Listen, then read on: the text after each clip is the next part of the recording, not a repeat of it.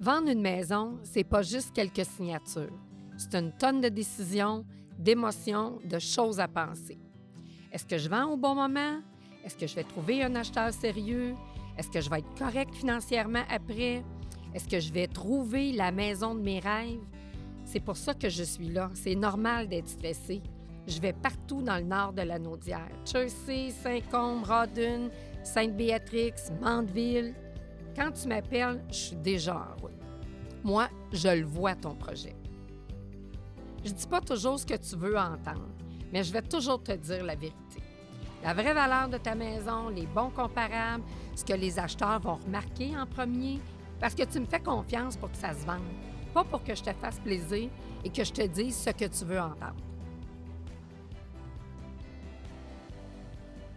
En fait, ce qui m'a donné envie de devenir courtier, j'avais plus envie d'être un entrepreneur, mais depuis que j'étais tout petite, dans ma tête à moi, c'était moi, je vais être un entrepreneur. Je faisais de la restauration, j'aimais pas ça, c'était pas satisfaisant. J'allais prendre un cours, je voulais faire des ongles. Fait que je suis technicienne en pose d'ongles. C'était pas ça non plus. J'allais faire un cours d'esthétique.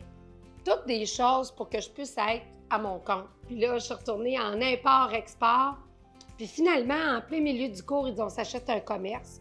Puis j'aimais l'esthétique parce que j'étais esthéticienne, je suis technicienne en pose d'ongles. Je travaillais comme une folle. Des fois, j'avais 80 clients. Je lavais 80 fois les lits de bronzage dans ma journée.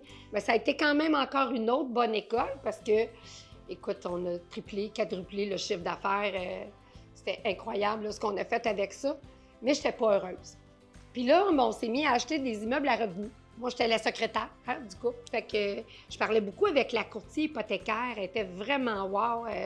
Je vais toujours me rappeler d'elle parce que c'est elle qui m'a inspirée. Dans le fond, c'est Connie Da Silva. J'ai dit, hey, moi, je pense que c'est ça que je veux faire.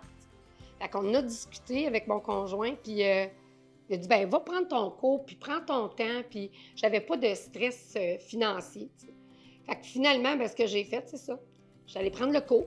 En ce temps-là, en 2007, c'était le même cours, courtier hypothécaire et courtier immobilier. Puis là, on faisait les cours, puis je me suis bien rendu compte qu'après 3 semaines, je disais non, moi, je ne serai pas courtier hypothécaire. Je ne passerai pas ma journée assise avec une calculatrice. C'est pas vrai.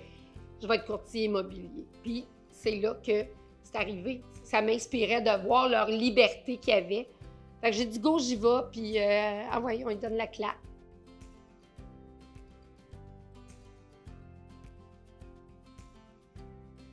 Quand tu deviens courtier immobilier, tu arrives avec plein de rêves et plein de mensonges, je dirais, parce que tu sais pas à quoi tu vas t'attendre. Puis bien franchement, là, ouais, ça ressemblait en rien à ce que je m'attendais que ça soit. Premièrement, tu penses que ça va être super facile, que les clients vont arriver en courant.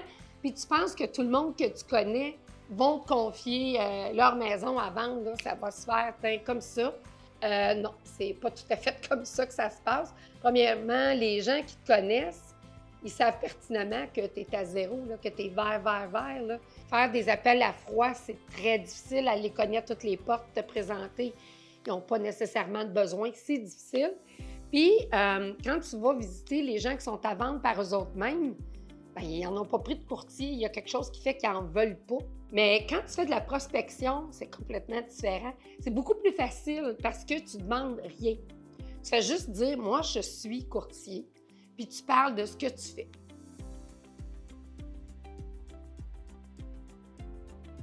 L'immobilier, en fait, selon moi, maintenant, là, c'est quand tu arrives avec un client, peu importe c'est qui puis c'est quoi qu'il veut faire, vendre, acheter, ou les deux, il faut que tu lui demandes c'est quoi qu'il veut faire. C'est quoi son plan, son projet. Il faut que tu poses des questions, il faut que tu t'intéresses à la personne, il faut que tu écoutes pour faire la stratégie qui va l'amener du point A au point B en toute sécurité. Fais pas ça tout le temps, vendre des maisons. Fait que ce qu'il y a de besoin, c'est que tu sois à l'écoute, que tu sois rassurant.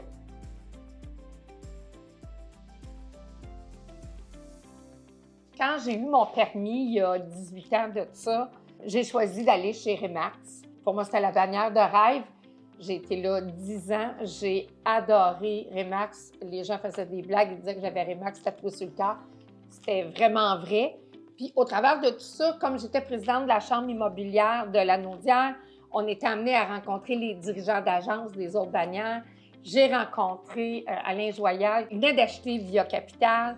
Et puis, il m'a dit « Ah, toi, je te veux, toi, je te veux. » C'est sûr que je n'ai pas accepté. Premièrement, il y a toujours l'insécurité de changer de bannière.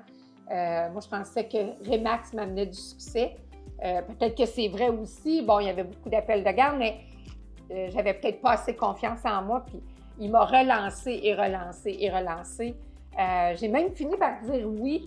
Puis j'ai regretté d'avoir dit oui. Puis jusqu'à la dernière minute, jusqu'à 2 semaines avant la date que j'avais dit que je m'en allais, je n'étais même pas sûre que j'y allais. Mais il m'a dit, j'ai un offre à te faire. Il m'a fait l'offre que je voulais qu'on me fasse. Il m'a emmené chez lui pour que je coach les nouveaux courtiers qui arrivaient là, tout frais.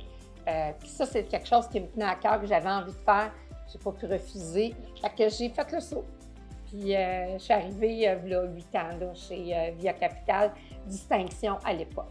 Je ne voyais pas Via Capital comme Via Capital est. Finalement, quand j'ai découvert la mission, la vision, les valeurs de Via Capital, moi, pour qui c'est des choses importantes, puis quand je fais du coaching, je leur dis qu'ils doivent avoir des valeurs, puis bon, etc. J'ai vraiment adhéré à ça. Puis aujourd'hui, je dirais que je suis vraiment très heureuse de faire partie de la famille de Via Capital.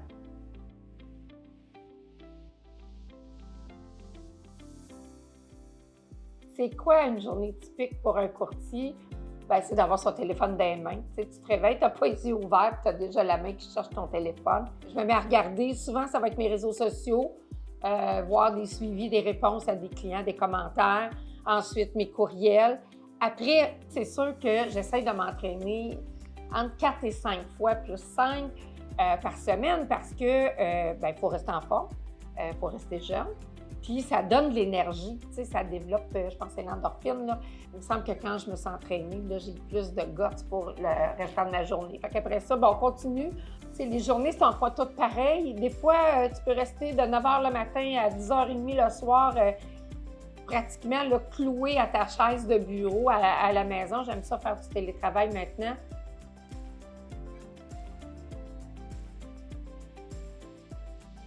Il y a d'autres journées qu'on se promène beaucoup. C'est sûr que, tu sais, moi, mon secteur de travail, c'est beaucoup la Naudière. La Naudière, la couronne nord de la Naudière, donc Joliette et le nord. Donc, j'ai beaucoup de voyagements parce que souvent, je vais à Mandeville, je vais à la Chelsea. Il y a vraiment des grandes distances à parcourir. C'est vraiment diversifié entre les visites, les rencontres clients, les notaires, les inspections. J'assiste à toutes mes inspections. Pour moi, c'est important d'être là, accompagner mon client, puis savoir ce que je vais négocier.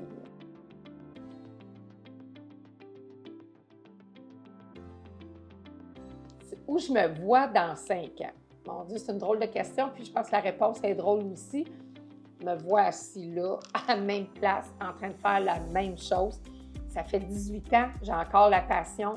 Je ne vois pas le jour où je vais arrêter de faire l'immobilier. J'aime ça. Je pense que je suis en forme pour l'âge que j'ai. J'ai encore à donner. Puis, je sais pas, je suis super active, fait que j'aime ça bouger. Puis, j'espère que je vais pouvoir en faire longtemps. Tu sais, c'est pas nécessairement physique, t'as pas à forcer. Puis, probablement que ça va me garder la tête qui va tourner puis la tête active pour éloigner l'Alzheimer. Une chose qui est sûre, comme je dis, j'ai pas l'intention de prendre ma retraite bientôt. Il faut que je suive, tu sais, il faut que je suive le mouvement. La technologie, là, ça a explosé dans les dernières années. Je vais continuer à suivre les jeunes, tu sais, à suivre qu'est-ce qu'ils font, à suivre avec la techno. Parce que si je ne suis pas, ils vont me kicker out. Puis ça, il n'y en est pas question. Je serai kicker out quand je vais le décider.